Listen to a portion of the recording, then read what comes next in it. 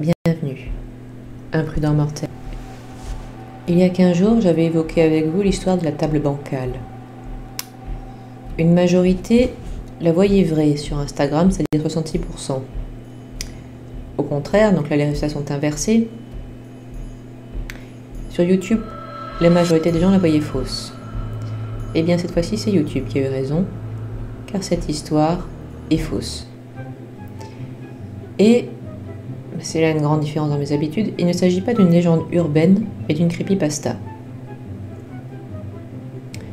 Sachez que d'habitude, je n'aime pas beaucoup les creepypastas. Je trouve qu'elles se ressemblent un peu toutes, racontées à la première personne, par quelqu'un qui vit un truc, généralement, qui tourne autour du paranormal, qui termine en racontant sa propre mort, ou quasiment, et qui conclut que la chose qu'il a attaquée doit être derrière vous à ce moment-là. Bon, c'est grossièrement résumé, mais c'est pour ça que j'ai jamais été beaucoup intéressée par les creepypastas. Celle-ci, toutefois, m'a tapé dans l'œil pour deux raisons. D'abord, parce qu'elle raconte un récit criminel dans lequel le fantastique n'intervient pas. J'adore le fantastique, attention, mais là, ça rendait l'histoire plus vraisemblable. D'autre part, il n'arrive pas malheur aux gens qui racontent cette histoire de leur point de vue, et ils ne disent pas que les responsables sont sans doute derrière vous à ce moment-là. Non, on dit qu'ils se sont fait arrêter. On pourrait effectivement croire à une histoire criminelle réelle, et d'ailleurs certains d'entre vous l'ont pensé. Donc, une creepypasta qui sortait un petit peu de l'ordinaire comme celle-ci, je m'étais dit pourquoi pas.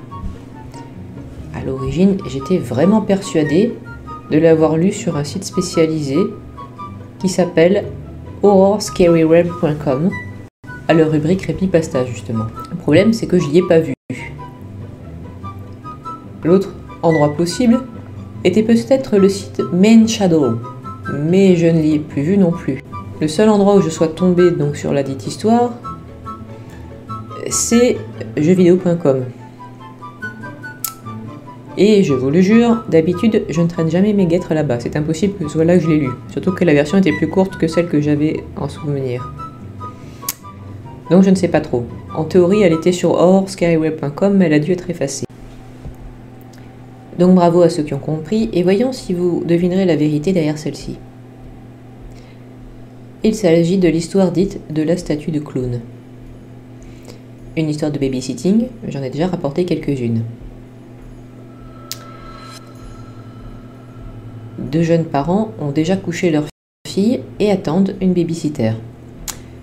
Cette dernière arrive, le couple monte en voiture et s'en va. Cela se passait dans les années 2000.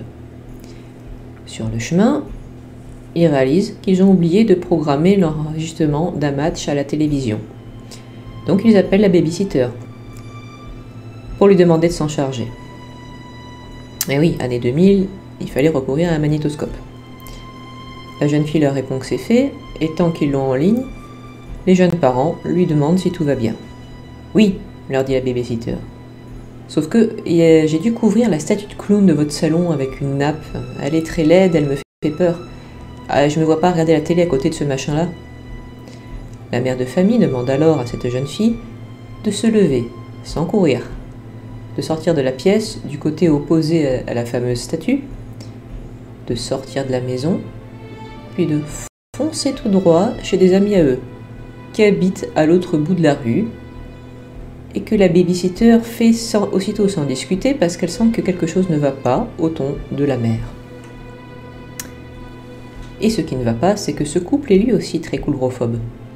Donc ils n'ont pas et n'ont jamais possédé de statue de clown. Alors que se passe-t-il? Prudemment, les parents préviennent la police.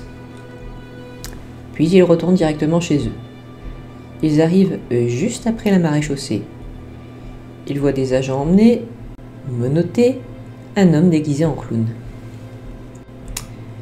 Eh bien, il s'agissait d'un tueur fou.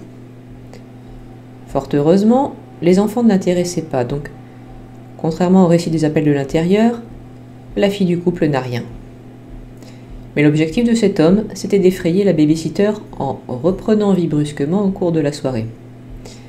Au départ, il était entré par effraction dans la maison et s'était caché dans un placard. En effet, des gens de l'âge de ce couple ne l'intéressaient pas, mais il attendait de voir s'il y aurait une proie plus intéressante et était resté en entendant mentionner une babysitter. Et il l'avait attendu. Plus précisément, il avait aussi attendu le départ des parents et d'être seul dans la maison avec la babysitter et donc l'enfant qui dormait. À ce moment-là, il s'était glissé dans le salon et avait pris la pause, avant que la babysitter n'entre dans cette pièce. Alors, d'après vous, cette histoire est-elle vraie ou fausse? Je vous laisse me l'indiquer dans les commentaires, pas besoin de long discours, écrivez juste vrai ou faux. Vous pouvez également voter sur Instagram. J'espère que cette histoire vous aura intéressé, donne rendez-vous la semaine prochaine. Vous pouvez me soutenir, voyez le lien en description de Tipeee et du Ko-fi. N'oubliez pas de vous abonner, de mettre un pouce bleu, de commenter, de regarder sous votre lit en éteint la lumière. Au revoir, imprudent mortel.